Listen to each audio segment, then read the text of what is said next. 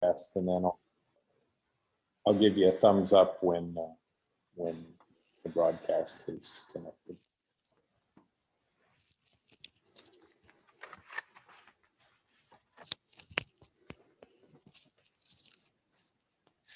Welcome everyone to Wisconsin Water Week.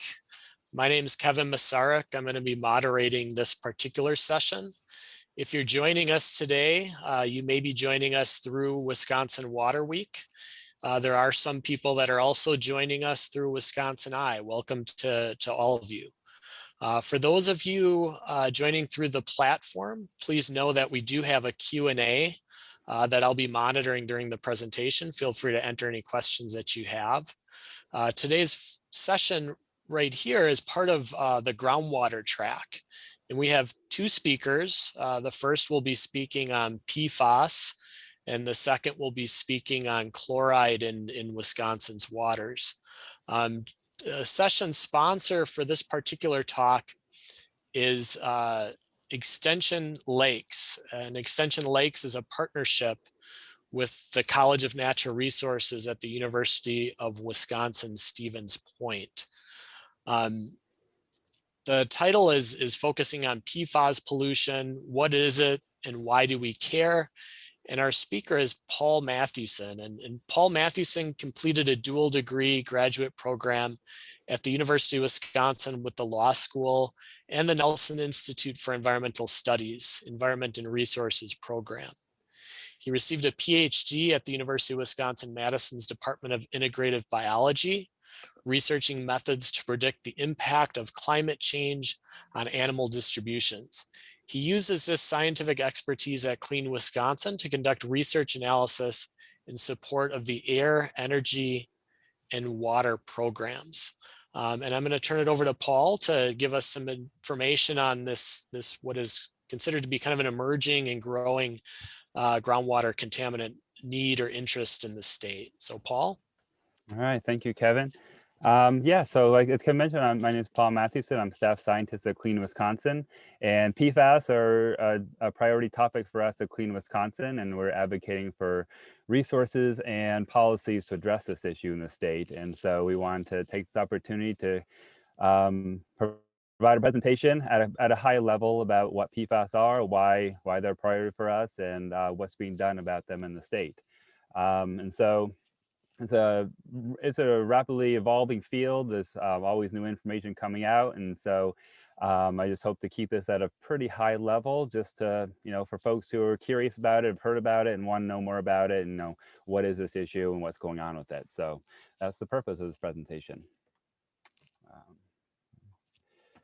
So just as an introduction to PFAS compounds, so PFAS is an acronym standing for per and polyfluoroalkyl substances.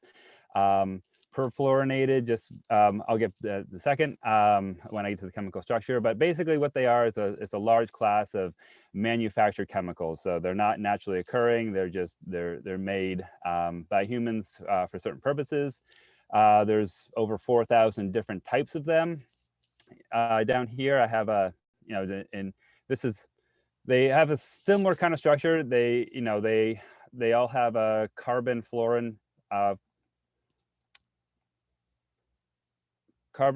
chain tail that is hydrophobic, which means it repels water, and then it has a functional head up here. It's different combinations of things, but it's hydrophilic, which means it's attracted to water. So this is a general structure. This one is of PFOA specifically, but they all generally have this same sort of structure. So perfluorinated substances means that the chain is entirely fluorinated, which means that it's all CF bonds throughout. Polyfluorinated substances just mean that they're not completely fluorinated.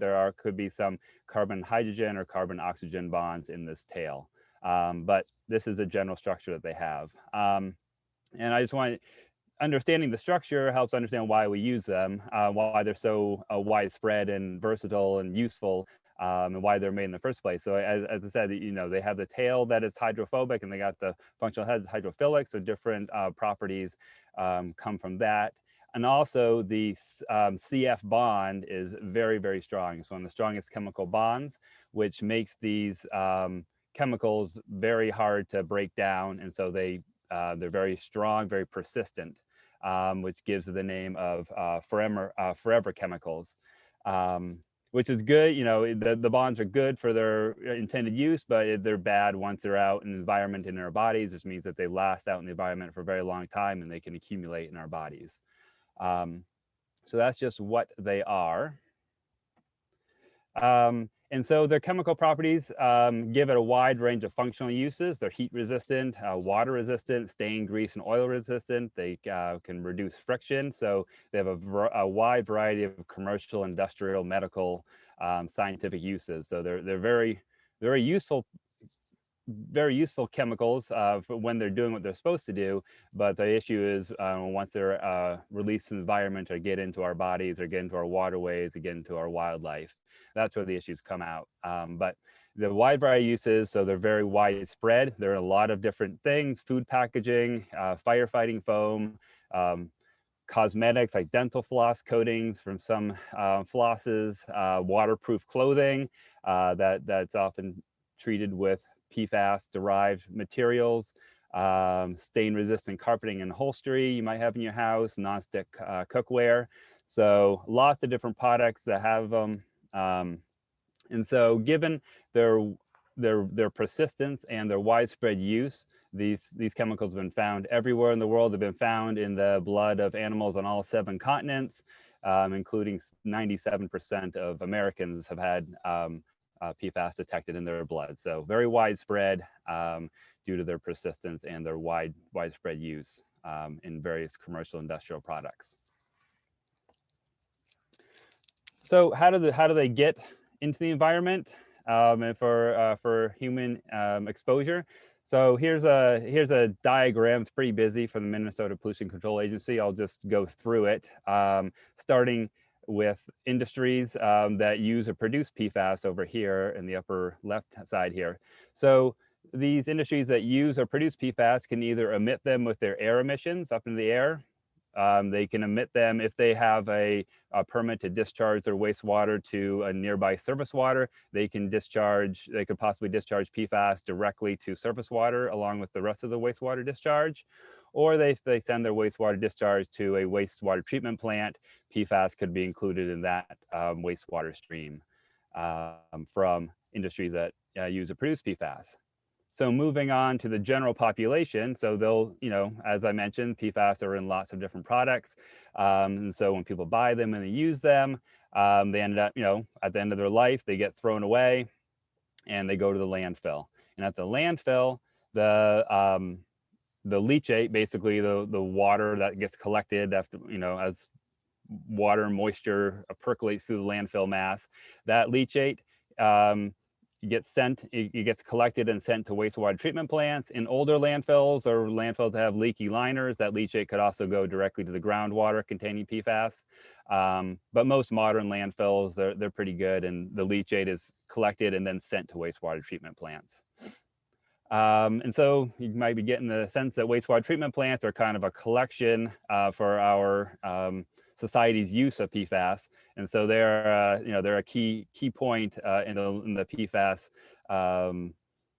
pathway to the environment, coming from both industrial sources and from landfills. And so wastewater treatment plants, they have discharges, and unless they are specifically designed, most of them, they're not designed to control and treat for PFAS. And so PFAS will escape out through the discharge to nearby surface waters, or it'll also collect in the biosolids from wastewater treatment plants. And those biosolids are either sent to landfills, and you kind of have a circular thing going on where the biosolids go to landfill and the PFAS end up in the leachate to the wastewater treatment plant, and around it goes. Or sometimes wastewater treatment plants will use the biosolids to apply on agricultural fields as a soil fertilizer, and those biosolids can contain PFAS, and if they're spread on the field, they can leach into the groundwater as well from there. So that's kind of the cycle from industrial use to different ways it gets into the groundwater and surface waters. Another well-known use of PFAS, root of PFAS in the environment is the use of firefighting foams over here on the left here. Some firefighting foams have PFAS. You might hear AFFF foams. That's aqueous film forming foam. And so they have PFAS. They're used often at firefighting training or at military bases. This foam will be used, and so when they're training or if they're actually putting out real fires, obviously that's just out in the environment, and as it seeps in the groundwater, those PFAS will get in the groundwater and surface water. So you got all these different routes to the environment, to the groundwater, and to the surface water, and so once in the groundwater, surface water,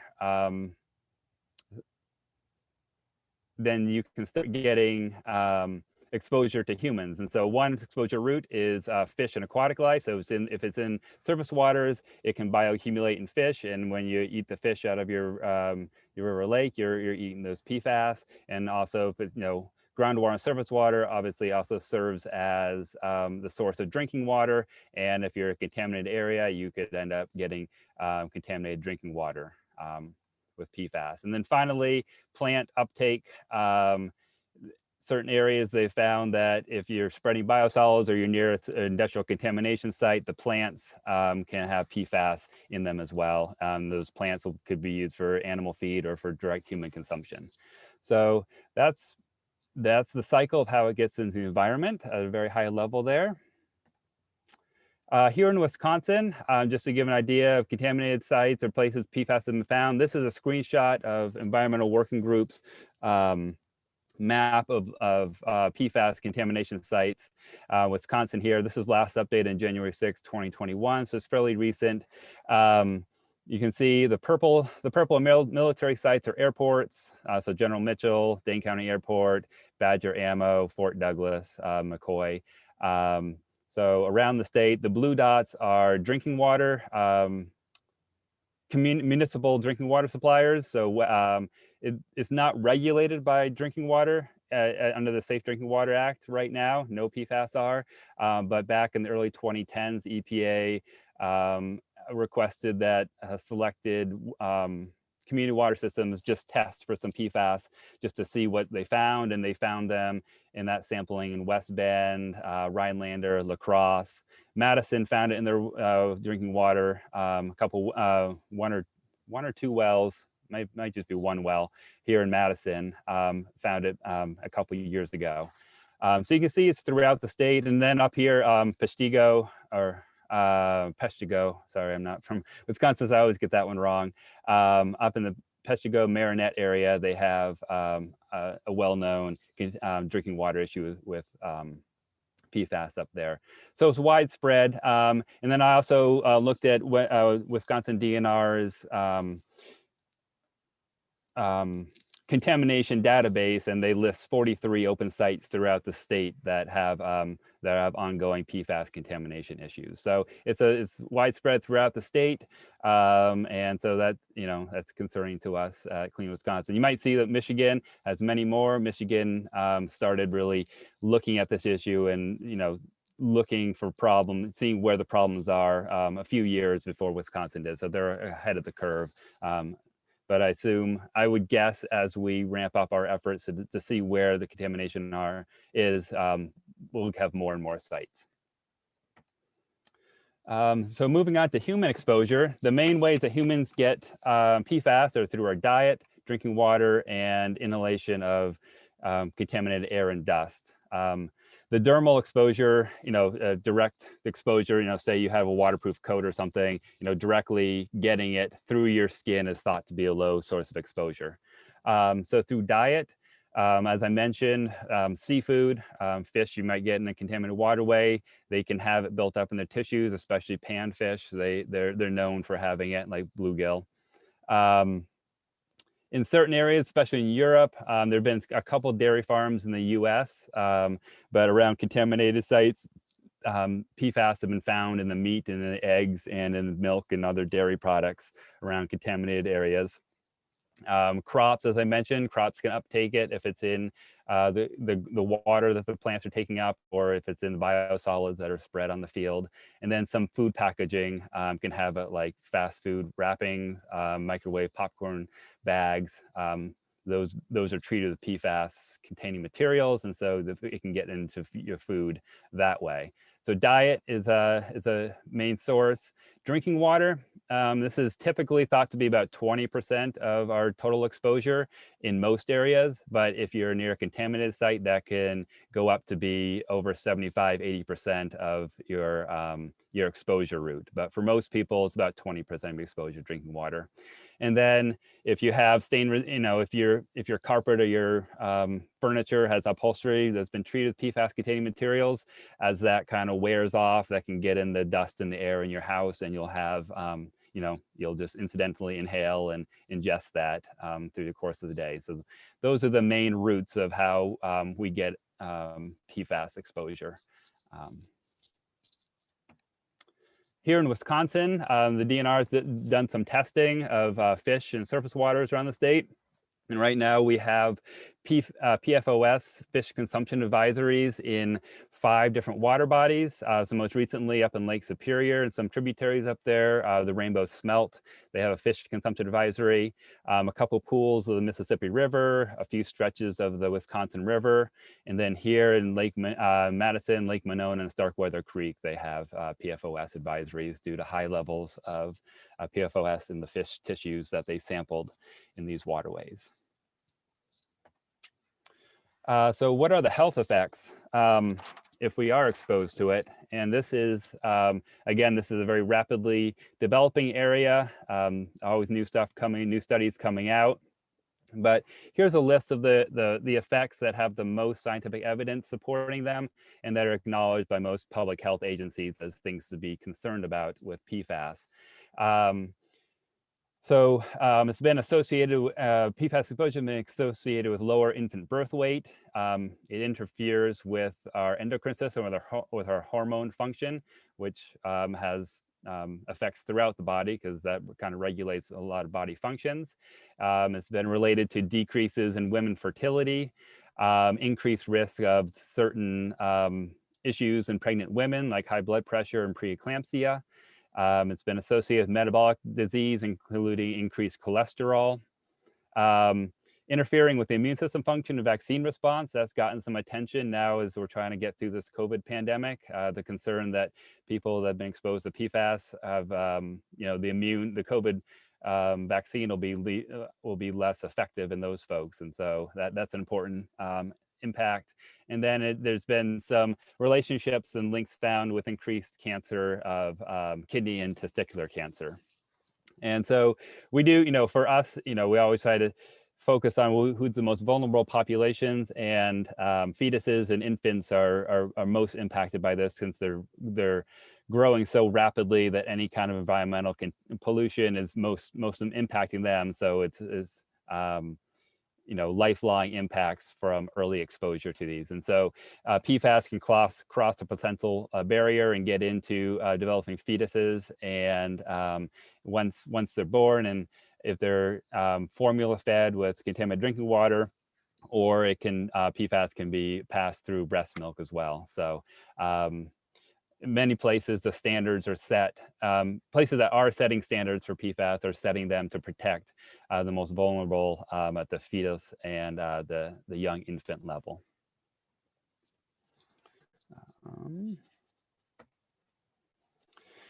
So getting into a little bit of what's being done, I just gotta check my time, make sure I'm doing okay. Okay, I'm doing okay at time.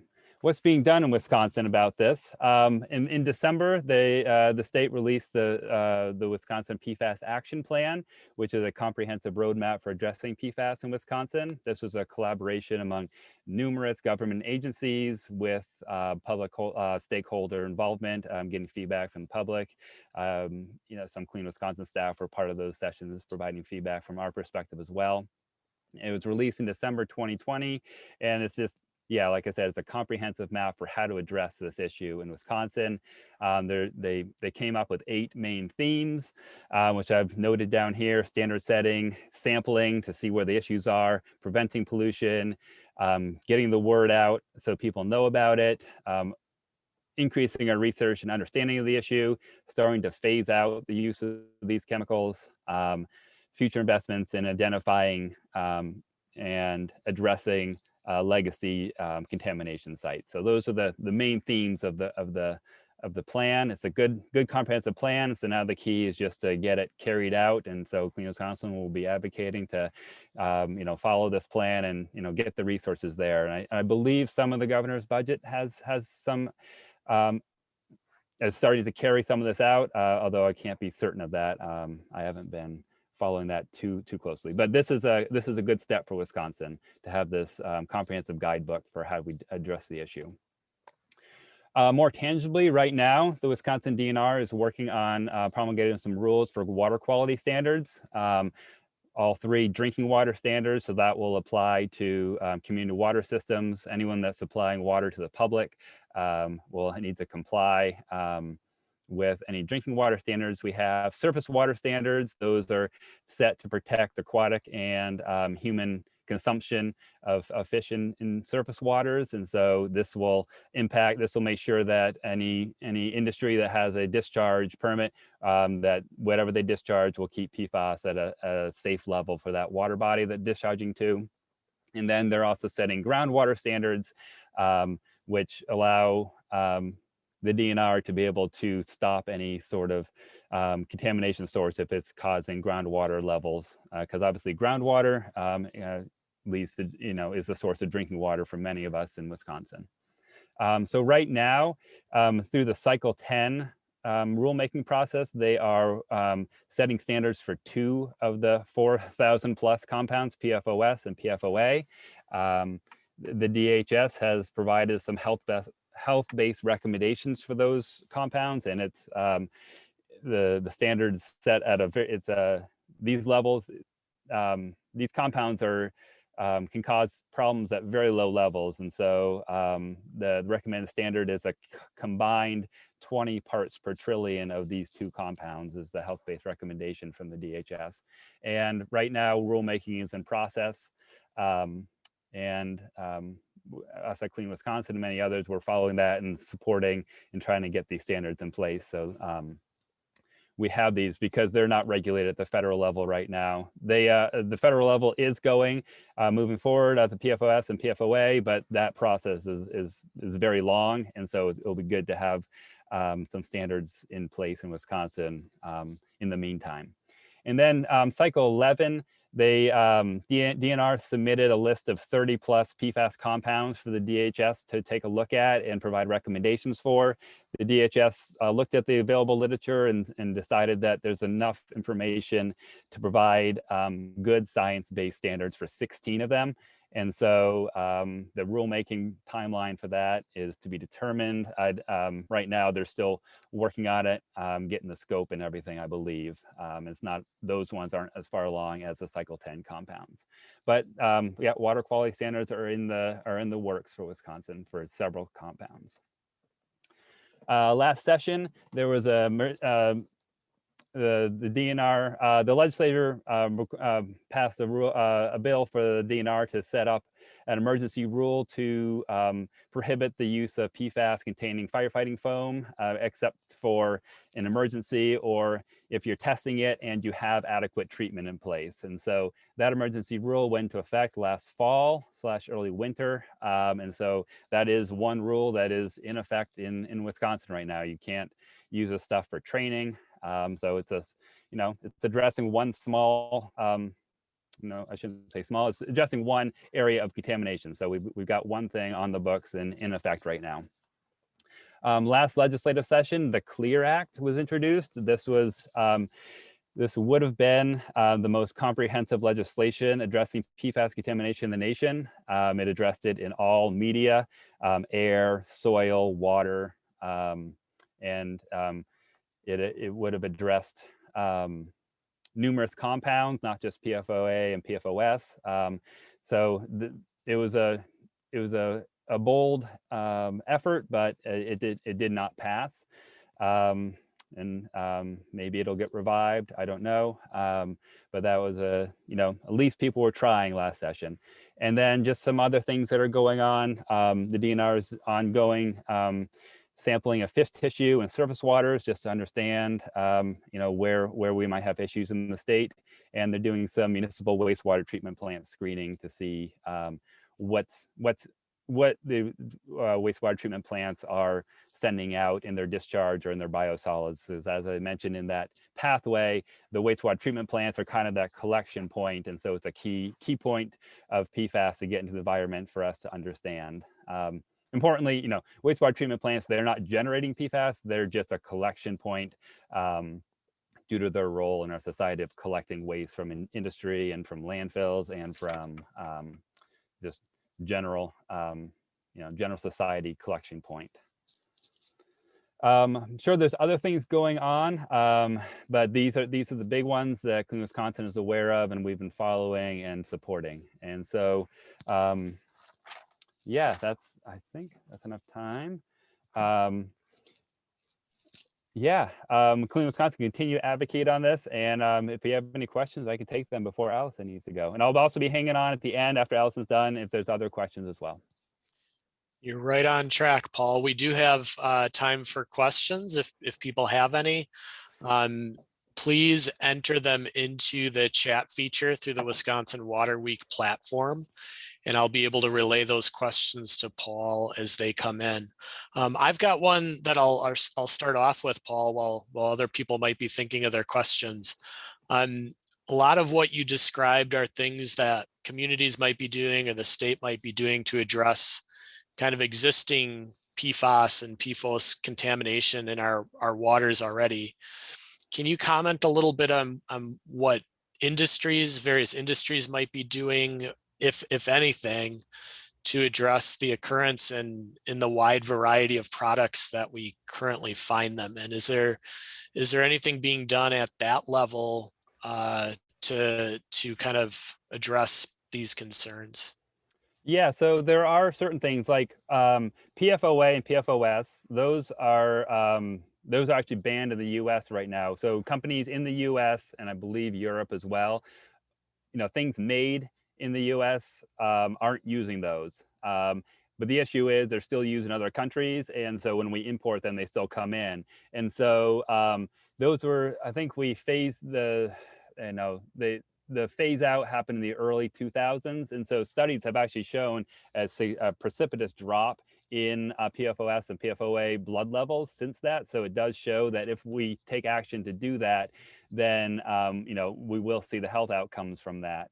But I don't know what the plan is in terms of, at a state or a federal level, in terms of getting it out of industry. But there has been steps, and those two first of PFOA, PFOS, those aren't being used. But I don't know what the other plans are. It's kind of an issue of whack-a-mole, because if you ban one, you can just manufacture another chemical that's very similar, does the same stuff, but it's not the same thing. And so there are efforts out there to regulate these chemicals as a class instead of doing it out of one by one.